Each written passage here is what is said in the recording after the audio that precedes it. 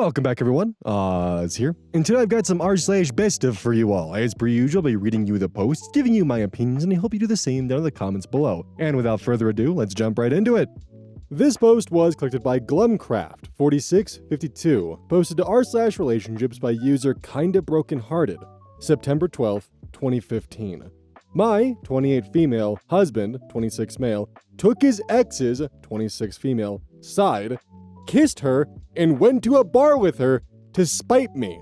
This happened maybe last week, and I'm still a little shaken up by it. I really need advice on what to do, how to fix this, and what is right or wrong.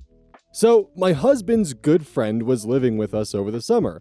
Since it will conceivably be the last summer he's going to be here, he often had friends and whatnot over to visit.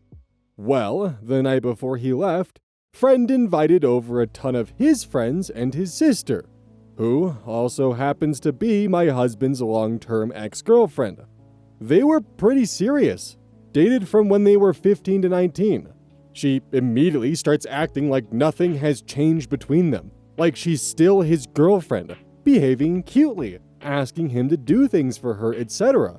At one point, she's eating chicken wings, we ordered a ton of food, and despite this awkward mess, I hung around and chokes a little on the spiciness.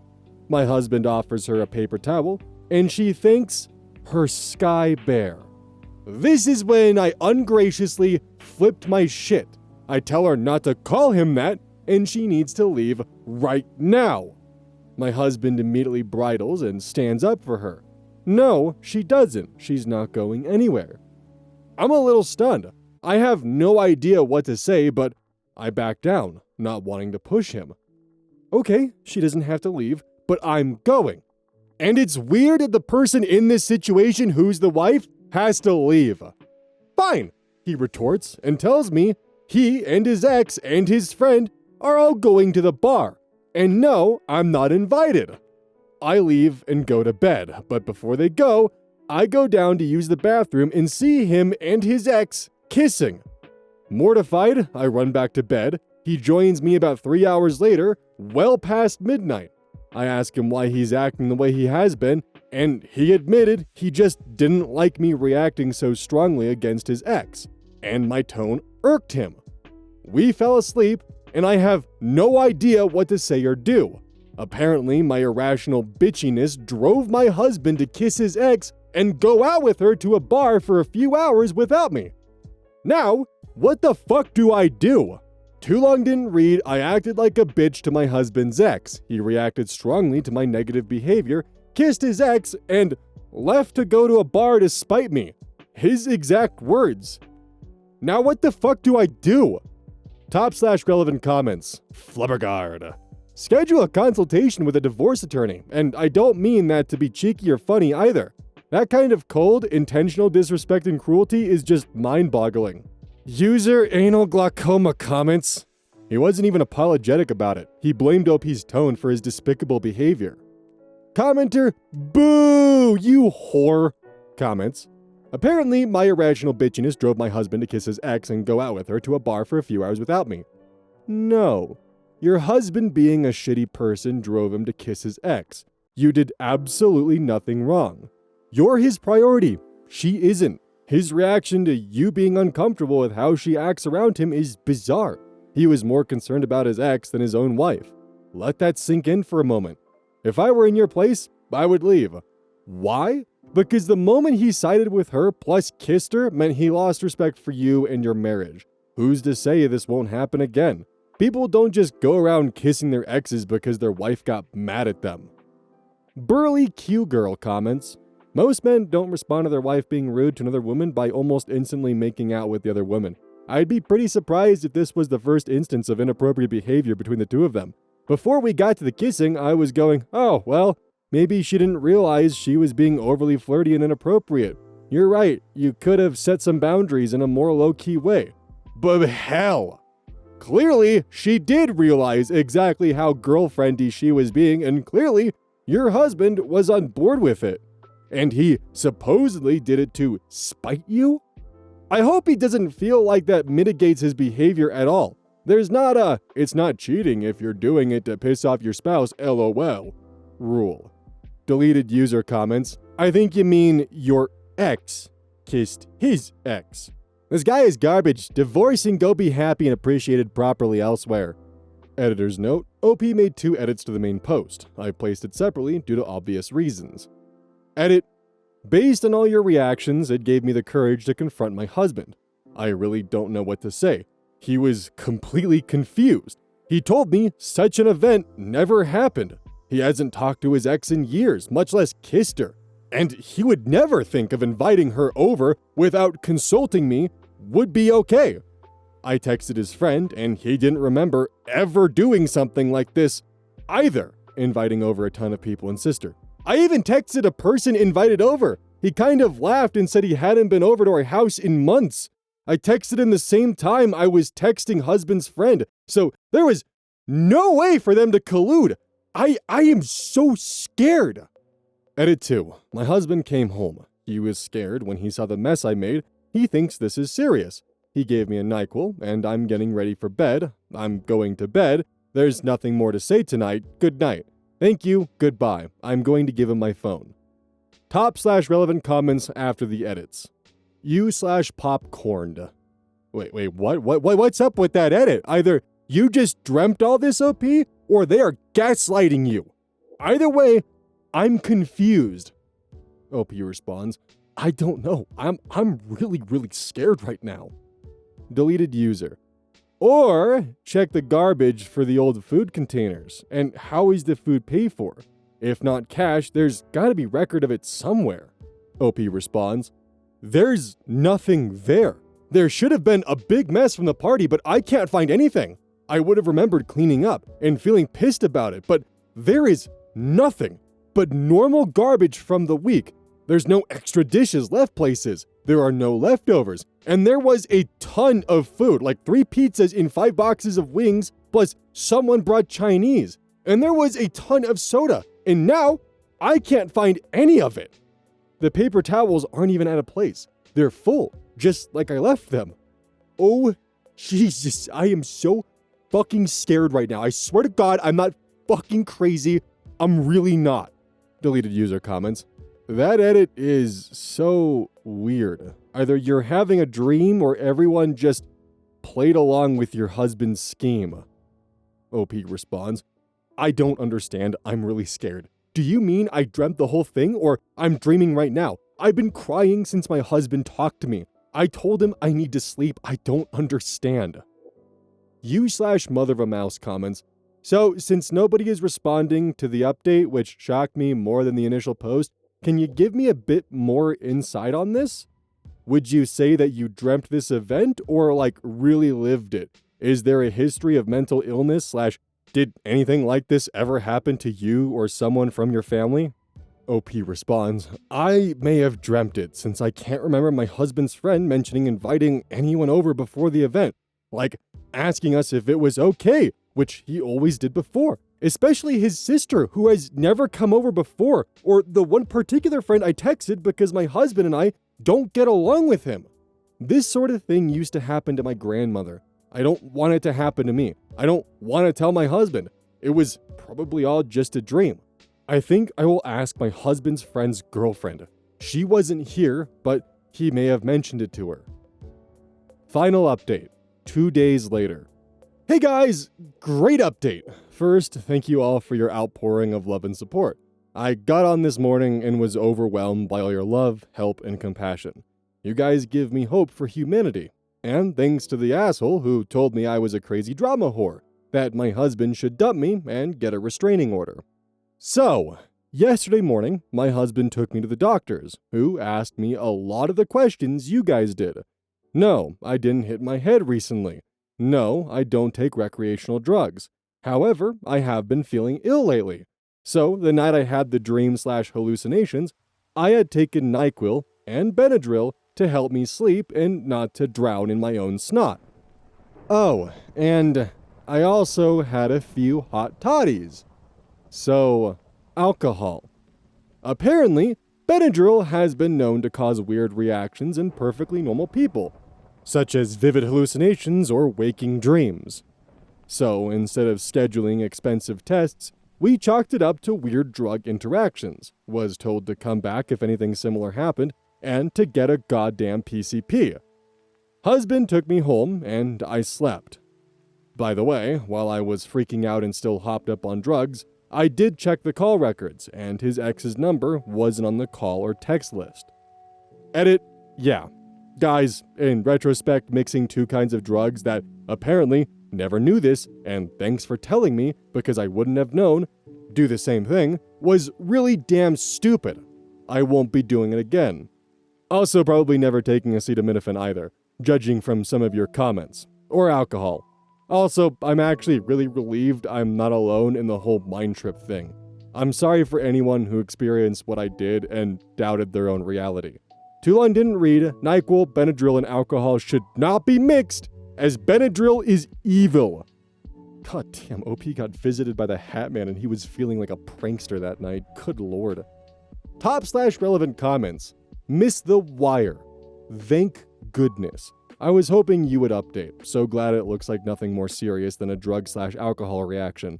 When you are feeling better, don't forget to do something extra nice for your husband. It must have been scary and upsetting for him. Commenter Hank Hill 33 comments, I've used Benadryl, diphenhydramine, as a sleep aid and have had some crazy dreams. I think even sleepwalked a couple times. I've also heard that if you take a high enough dose, you can see some crazy shit while awake, but nothing that you'd want to see. OP responds, I also sleepwalk just in general. About a week ago, I woke up in my car about halfway to work. I was having a dream one of my charges was dying, I work with animals, and I had to go save her and give her medication. That's not good. User Monteron87 comments, I know it's a happy update, but please realize you got lucky. Make sure to stay off the alcohol when you take drugs of any kind, and don't take drugs after you've been drinking. It turned out fine this time, but you could have fucked up a lot of shit by doing this. User Cthulhu comments, my husband once had a very, very bad allergic reaction, like throat closing up bad. I gave him 3 Benadryl, and then we went to the ER, where they gave him IV Benadryl. He became very paranoid and angry with me. Remembered conversations that didn't happen, heard voices calling his name in empty rooms. Looking back now, it's quite funny, but at the time, not so much. Anyway, even over-the-counter meds can be dangerous. Please be safe out there. So, out of everything that I was expecting for this post to be, it most certainly was not that. Let this be a lesson and reminder to everyone listening that when you take over-the-counter medication, please take the warning labels seriously, because unironically, Benadryl is evil, and there have been so many stories about the harms it can cause, and the fact that you can pretty much destroy your brain chemistry on it. Like, I'm not trying to be like a dare cop right now and, like, over-exaggerate, the usage of marijuana and, how it's a gateway drug and all that kind of stuff. I'm actually genuinely trying to warn you that Benadryl will completely fucking ruin your brain chemistry to a point where you just struggle to function on your day-to-day without it. And that's if you're lucky enough to only have it affect your brain and not completely destroy your lungs, heart, kidney, liver, anything, honestly. Shit's fucked. I'm happy that OP turned out okay and they honestly had a fairly mild hallucination compared to what some people have had to deal with, and they got out somewhat clean on this one. The biggest takeaway for everyone is don't mix over-the-counter medication, or any medication for that matter, with alcohol, or with each other, unless your doctor tells you to. This post was collected by Dread Caterpillar 77, and their tagline is, Satan is not a pogo stick. The regional OP is TG Lico, posted to r/legal advice July 6, 2017. HOA insists my sister and I are not a single family household and one of us should move out. We've lived here all our lives. I'm 21 and my sister is 19. We've lived in this house our entire lives. Our parents bought this house 27 years ago. They joined the HOA about 15 years ago. My dad died 5 years ago. My mom died 6 months ago. We are now the owners of this house. We've been visited by the HOA multiple times. They're citing that we're not a single-family home anymore since our mom has died. They've told us that, according to the terms, Only a single family can be resident in the homes, and being a single family is defined as a person or couple and their legal unmarried children. This meant that my mom could live with me and my sister as it was a single family, according to the definition. But me and my sister living here after our mom's death means we are two families of single adults. They want one of us to move out so that this place becomes a single family home again. They've visited us 4 times now, asking us to leave. They say they don't like to sue out of respect for our parents, but they will do that if we continue to refuse to comply by the community rules. Can they kick us out of our own house? What should we expect and how can we fight this? Edit, location is Washington State. Relevant comments. My angry account comments. Do you have a copy of the HOA regs and have you read through them to verify that what they are saying is actually true? OP responds, I couldn't find a copy in our documents. I have asked them every time to send us a copy of the terms, and they always say they will, but nothing has come. My angry account responds, what do they say when they come to the door and you ask them? I'd be inclined to tell them to stop harassing you until they can provide you a copy so you can have your lawyer review it. OP responds, they say they're there on the behalf of the HOA to give us a friendly reminder that these are single-family households and we are legally required to comply to the rules, and things like that. But never have they given us anything in writing or given us the terms despite us requesting a copy every single time. Should we demand that they stop harassing us next time they show up? Top comments. DRGopolis. If you want to be proactive, go to your county's recorder office and ask them for help in this matter. Specifically, ask for help finding the HOA bylaws that your house is subject to. The HOA bylaws should be of record there. Many counties also allow you to access these records online as well. Rike Suru comments, start by attending the next HOA meeting, explain what's happened, and see if they can't reconsider. There's a chance the other board members don't know this is even happening, and could put a stop to whoever is pursuing this on their behalf. If not, as others have said, remind them that no judge is likely to side with them, as their argument is ridiculous and callous. Smith Me to G comments, sounds like someone in your neighborhood wants to force you out so they can buy your house. I call BS on their part. Update, September 30th, 2017, nearly 3 months later. Too long didn't read of the original post. After our mom died, people from HOA came to me and my sister and told us that we're no longer a single family, and one of us needs to leave. So, I first confirmed that they are from the HOA, not just some people harassing us for the fun of it. We also got the CC&R of the HOA, which included a clause about single family and its weird definition. It included partners, children, grandchildren, parents, grandparents, step-parents, stepchildren, uncles, aunts, nieces, nephews, children of uncles and aunts, children of nieces and nephews, but no siblings.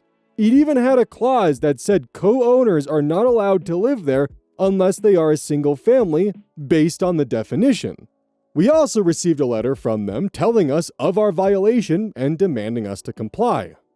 So, my sister and I went around the neighborhood and gave copies of the terms in the letter we received to everyone and told them, imagine you died tomorrow. Do you want them to kick out your kids? Because they're doing it to us. They will do it to your kids as well. Help us stop them. We gathered signatures and had almost everyone contact the president and demand that this should stop. Within 2 weeks, we received a letter that says this has been a mistake with an apology. We learned that this HOA is horrible to everyone, not just us. So there are now people preparing to run for the HOA board to replace the current members, and they're promising to have a referendum about whether the HOA should be dissolved or not. Because it really is doing nothing of substance except being a pain in the butt for everyone. Summary, HOA backed off after we told everyone what they're trying to do. We will vote the board out of office and there will be a referendum about dissolving it altogether as we don't need it. Honestly, I wonder what the HOA's end goal here was, and part of me wonders if they were like, well, one of you has to move out, and hope that the siblings would bicker with each other and just decide to sell the house in its entirety. HOA gets to scoop it up and, oh, look at that, new house on the market for rent. But if this ended up in front of the judge and the judge saw their definition of quote-unquote single family as well as the circumstances surrounding it, the judge probably would not be happy at all with the HOA. And I wonder what his ruling would have been. The HOA probably assumed that because they're young adults, they could probably get away with some legal threats and, this would all go away. But hey, thankfully we have the freedom to petition, and the HOA learned pretty quickly that that's a great way to get everyone in the neighborhood pissed at you, for them to find out that if they died tomorrow, their kids would be evicted based upon bullshit bylaws. Good on them for actually collecting signatures and going through with the method that they did, because honestly, them backpedaling and claiming it was a mistake with an apology attached to it is complete and utter bullshit. They thought they could get away with it and that there wouldn't be any kind of backlash or retribution involved. They're only sorry because they got caught. This post was collected by Glumcraft4652. The original OP is Artie Shockers, posted to r/relationship advice September 27th, 2021. I, 29 male, can't seem to forgive my sister, 26 female, after she completely bailed on me when I was on the brink of being homeless. My sister, from a young age, has only had one person to rely on, and that person was me. We came from a broken family with one parent that was only around till I was 5, and the other who was stuck in a cycle of addiction. Because of our situation, I grew up very quickly and shielded her from as much as I could. She obviously was aware of what was going on, but she was not in the crosshair. I started with stealing from our mother to make sure we had food and bills were paid. I got a part-time job at 13 because we couldn't rely on our mother, and when I graduated, I immediately got 2 jobs and we moved out. I had to push my sister through high school. She wasn't an easy teen for obvious reasons, on top of going month to month trying to get as much money together to pay our bills. At 19, she finally graduated after being held back a year. She changed her tune a lot, and she started working as well and had her own place when she was 21. I finally got a shot to do something for myself and got a degree. As a result, I got a much better job, but unfortunately, that was right before the pandemic hit. So I pretty much went from hired to fired, as I was a new hire. Now, the reason I'm saying all that is not to pat myself on the back, but to stress why my reaction is the way it is. I was out of work, on the brink of losing my apartment, and only had one person who I expected I could turn to, my sister. She was recently married, still lives obviously, with her husband, so I asked if I could stay a few weeks, at most a few months until I got a new job. It was a no. I was taken aback, but it remained to be a no. A week or 2 later, I was kicked out of my apartment. I asked again, and it was a no. At this point, I am homeless, and the only reason I didn't end up sleeping on the damn street was because I could crash at a friend's until I got a temporary job. I rented a room with a bunch of roommates for a while, eventually got a job in my field again, and am now doing fine. That said, I have not spoken to my sister since. She has called, messaged, banged on my door, sent crying voice messages, apologized dozens of times, tried to explain herself, tried going to my job, tried going to my friends, everything. I haven't said a word to her. It's been over a year now. She recently had a child and she is still desperately trying to reach out. She claims her husband refused to let me stay. He even reached out several times to beg me to reach out.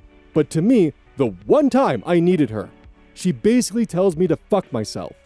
I feel like it was the last push I needed to just end that chapter of my life. I feel bad, but just not bad enough, I guess. Even my friends and my girlfriend are on my case that I should forgive her, and that they understood at first, but now think I'm being an asshole. What would you guys do? Top and relevant comments. The last Basilobe. Tell your friends and girlfriend that only you get to decide when you're ready to talk to your sister, that it's not their place nor their business to try to force you into an interaction that you aren't emotionally ready for. And if they care about you at all, they will shut the fuck up and let you do things when you are ready to do them. I'd send your sister one message telling her that you aren't closing the door on ever having a relationship with her, but you need her to back off and give you the time and space to work through your feelings of betrayal, that you will reach out to her when and if you are ready to, and not a minute before. and the more she pushes, the less you want to be around her. Then get into counseling to work through your feelings, decide how much of a relationship with her you can handle emotionally, and then proceed from there. If your girlfriend and friends keep pushing, then they are only doing so for their own selfish purposes rather than out of concern for you, and you need to shut them down hard. User Emergency Yard 6009 responds, "This is good advice. Some skeptical part of me is wondering why the sister wants OP back in her life now that she has a baby, babysitting, defraying baby expenses, wanting OP to play the happy, generous uncle. If it was really guilt, she would have reached out earlier, and it seems like sister only reached out once OP was back on his feet." Edited to add, "It could be that all of OP's sacrifices have led to her growing up to be very self-centered because all along, she's never had to think of someone else." User Salsa Rice comments, "Your friends and girlfriend need to back off when this isn't their situation. You decide what you want to do. They have zero say in the matter. I completely get your anger. You, at your lowest point, needed help after spending your entire life helping her up. And she said, nah, that inconveniences me. I'd be upset too. The hardest part would be trusting her again, because she's already shown she isn't trustworthy." Impressive Cricket 8 comments, "So the reason she's become who she is, instead of turning to bad friendships, drugs, or who knows what else, was your sacrifice and dedication. And while her husband gets to have a functional wife, you get nobody to be there for you. And now that the problem is solved, she feels bad? As for friends and girlfriend, tell them you appreciate their concern, but your mental health is better this way. And that's your decision, not theirs. She wasn't that worried about you before. Why should you be worried about her now?" User Atheist Bible Scholar comments, "It's my own nitpicky word to use, but I treat the phrase forgive and forget as two separate things. Forgiving is giving up any need for restitution. If I forgive, all I'm doing is saying I don't need restitution in any way. The matter is settled. So in that sense, go ahead and forgive her.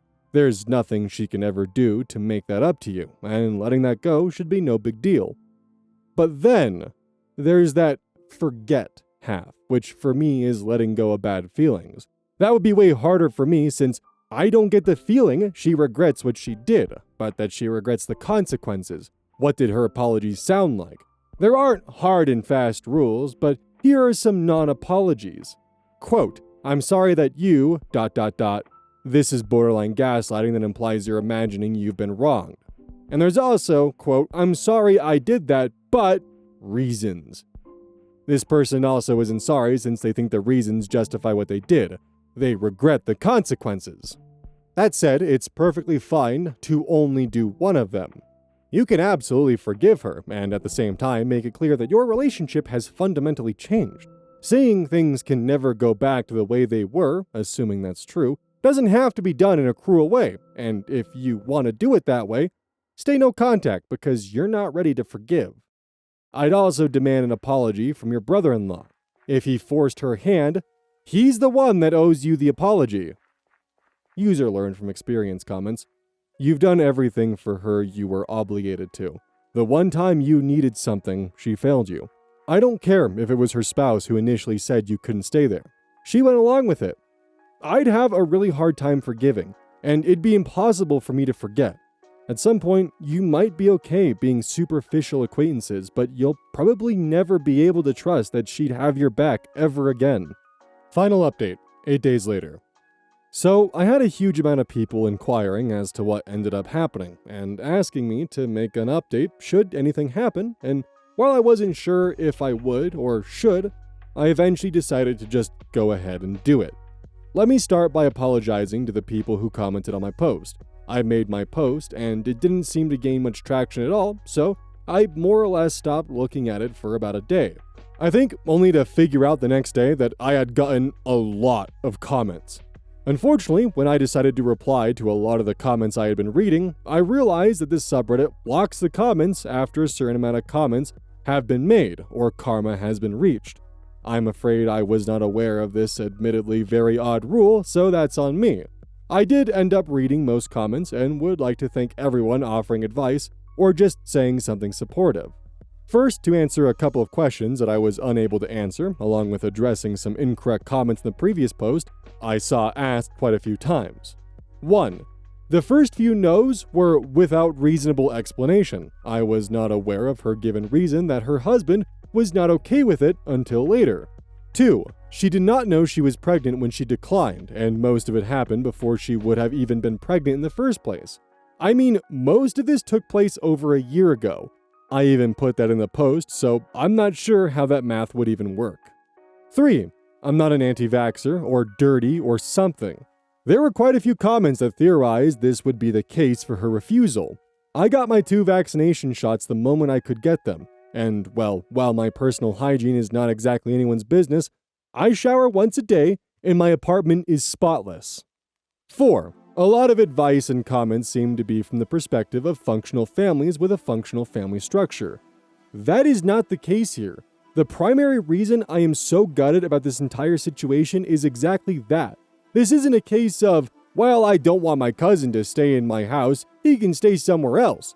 This is a case of me having sacrificed my entire youth and a significant portion of my early adult life for someone that I played no part in, created, or have any parental responsibility for, and the first and only time I ever asked her to do something for me as the only person I could reasonably fall back on, and her not doing that, that's more than a familial spat. That is straight up betrayal. That's also an answer to the people saying that she owes me nothing because I chose to be a parent. Anyway, with that out of the way, I decided to follow some advice given by several people. I told my girlfriend and the friends who involved themselves or were involved by my sister to back off or to lose my number. They do not understand my perspective and they likely never will. And I need to get that through my head as I have a tendency to talk about my life as if it is standard. But it is a standard only to me. Luckily, most people don't go through any of that. I obviously had a longer and face-to-face conversation with my girlfriend and with individual close friends, but it boils down to that. One friend kept pestering me about it, and I ended up dropping him as a friend, but my girlfriend was apologetic, and most friends were either apologetic or said they'd drop it. I ended up writing a long email to my sister, and while I will not copy and paste the entire thing here, as it contains a lot of personal information and far more horrible stuff that I am unsure will even be allowed on a sub like this, it more or less boiled down to me explaining to her how her refusal to take me in for what ended up being a few weeks made me feel, and I detailed a long list of things I had done to take care of her. I ended up finishing my email telling her that even if I take her version of the story as truth, and her husband is the cause of me not being allowed to stay, that it is entirely irrelevant to me, because that just means she didn't fight for me at all. I also informed her I have no interest in meeting her child as of this moment, and I have no interest in reconnecting with her, and if that changes in the future, I will be the one to contact her. I told her to let this be a lesson to her, as it has been a painful lesson to me. Boiled down to I have decided to move on and keep the door on the tiniest of cracks. She has responded a lot since that moment. She seems unable to accept it, but I have not responded since. I don't have anything else to tell you, I'm afraid. And since the sub only allows one update, well, it is what it is. Again, thank you all for taking the time to respond to my post, and thank you all for your insightful replies. User Last Basilope responds, "The fact she's still pestering you despite you clearly telling her you don't want that says a lot about who she is as a person, and what it says is that she's selfish and entitled, and only cares about herself and what she wants, in which case, you are better off never re-establishing contact because she would only use that opening to try to get something from you. If you haven't blocked her everywhere already, do so. If she shows up in person ever again, give her one warning that if she doesn't leave, or if she comes back, you will call the police and have her officially trespassed from your property, and will be pursuing a restraining order against her because she is harassing you." Opie responds, "I wouldn't necessarily view her as a person who just wants stuff from others. It would be an unfair characterization. For example, a lot of people were saying she probably just wants free babysitting, which I really doubt in general. That said, she is blocked pretty much everywhere apart for on my personal mail, which is what I refer to as the tiny opening. Unfortunately, that's what she is using to bombard me with mails, so I may end up blocking her there too.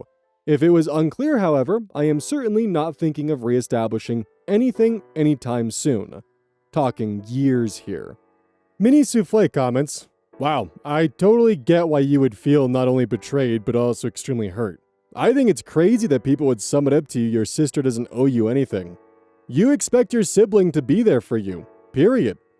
My advice is to seek therapy to help you get over the things that happened in the past. You are a traumatized person, and you need to navigate your feelings and should do it with a professional. That is, if you haven't already." OP responds, "Had this situation been different, I might imagine I would have reacted differently. But since the situation is what it is, I guess I do more or less feel like she owes me to an extent. But as you said, you gotta view that in the whole picture. I did not owe her so much of my life energy either, but I still did it. That's how she should have been towards me." User Eclectic Victuals comments, "I'm really sorry that this happened. I understand what it's like to be a giver and not to be able to count on people when you need them. I would be interested if you ever sit down with your sister to find out exactly what was going through her mind. It's always interesting to me how she's thinking now versus what she was thinking then. And it could be that she's a passive person who has always been either taken care of or a victim, and all she needed was her husband's disapproval to make her feel insecure enough to not understand how important it was that she'd be there for you. I am most of the time advocating for forgiveness for the benefit of the giver as well as the receiver, but I always acknowledge that forgiving doesn't mean forgetting, and a true apology involves taking full responsibility, showing true remorse, and a willingness to patiently mend the damage caused. I'm glad that you were able to work this out with your girlfriend. I'm sure she only had the best of intentions. My heart breaks for your sister, and for you. You survived and were injured deeply, and now she's left with the consequences of her actions and no way to fix them. If it were me, I would listen, if you have not done so already, to fully understand and have her express her understanding of how you feel and why. But your approach is your approach, and it is perfectly valid. What happened was no small thing, and in the context of your life, was a terrible betrayal. I guess I would ask her, if our situations were reversed, can you imagine me doing what you did? And how would you feel had I done so? What you're saying is, it doesn't matter, because there's no reason or thought process good enough, and it is beyond redemption for the time being. Given your bond, I think eventually you will have some manner of connection with your sister, but for now, this is what you have to do, and she needs to respect that. Her efforts do show sincerity, even if they are violating the boundaries you have set. I want to be harder on her, these are the consequences. I'm happy that you survived and that you figured out how to get your life back on track, and I have sadness for both of you, and respect for your need to keep her in the category in which she put herself. Heart emoji. Edit to add. I constantly rail against the crowd on this forum who claim, "You don't owe anyone anything," or "No one owes anyone anything." That's narcissistic echo chamber bullshit from people who clearly wouldn't lift a finger to help another human being, no matter what. Certainly family helps family, especially with the bond. We should all expect more of ourselves. And if no one owes anyone anything under that theory, this is how your sister ended up estranged from you, because you don't owe her anything either. But I think my post speaks more of my state of mind. I just can't stand these idiots who want to harass a poster and invalidate them. Opie responds, "That's another part of the puzzle here. I do feel like seeing her in person and talking to her is essentially relenting to her consistent attempts to contact me, which is something I really do not want to do for two reasons. One, it sets a precedent in terms that enough consistent contacting, bothering, and stalking will force me to forgive her. Two, I simply don't feel like she deserves to be forgiven, at least not yet, and an in-person talk may mean I am swayed to forgive her, which sets another precedent.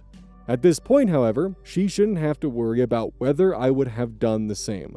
It is an irrelevant question now. If right now she got to my door and had nowhere else to go, I'd probably answer with a simple no. User learns from experience comments. I'm one of the original commenters. You did what I'd have done in that situation. She turned her back on you the one time she could have shined and showed you how much she appreciated what you did for her, that she had your back as you've had hers. Her actions, or lack thereof, said everything there was to say. I don't have any more comments other than good luck and Godspeed. And from Blade982, as the oldest daughter of an immigrant family, I did and do a lot for my siblings. It's not a role I particularly wanted, but I have learned to not resent it and have implemented boundaries as I've grown older. I would be absolutely crushed if I was ever in your position because it would be a betrayal of my love. I don't want my siblings to pay me back. I don't want special treatment. I don't make unreasonable requests or encroach on their lives. But if I had nowhere to run, I would want them to support me as I did them. And they would and have. All that to say, I understand how you feel. Thank you for the update. Real quick before I get into the opinions on the post here, I wanted to kind of just run something by the audience of potentially in the future cutting down some of the comments in the best of posts to make it flow a bit better and remove just some of the excess when necessary. Because while I do enjoy having the comments, sometimes I do feel like this one, they can get a bit much. And I just wanted to run that by you guys before I start, snipping away in future videos. In the end, in regards to the actual post itself, I don't blame OP at all for this. They sacrificed so goddamn much, years of their life for their sister. And then when they needed just simply a few weeks of generosity in return, they were declined. So yeah, I honestly can't blame OP in the slightest for feeling upset or feeling slighted by the fact that in his time of need, his sister said no, when in her time of need for her entire life, he was there. But when the roles were reversed, sorry, can't help you, husband said no. And it's only now that after the damage is done that she realizes her consequences and wants to try to mend that, but the problem is you can't take that kind of decision back. That's not really something that you can apologize for. But I do wonder where they ended up after the last 4 years of time that's gone by. Unfortunately, there's not really a way to know. Hey, welcome to the outro. Don't forget this whole thing is basically brought to you by GamerSupps. If you like caffeine, then I can't recommend GamerSupps enough. Use code Oz at checkout to support the channel. And I do actually use this product. It's replaced all other sources of caffeine for me because I feel good. It doesn't have any of that extra stuff that a pre-workout blend might have. It's with a couple of the extra things to make it so you don't crash as hard. It's good. I like it. Personally, if you really want a good flavor, try the Soda Pressing Pear or even the Dragon Fruit Punch. Those two are my personal favorites right now.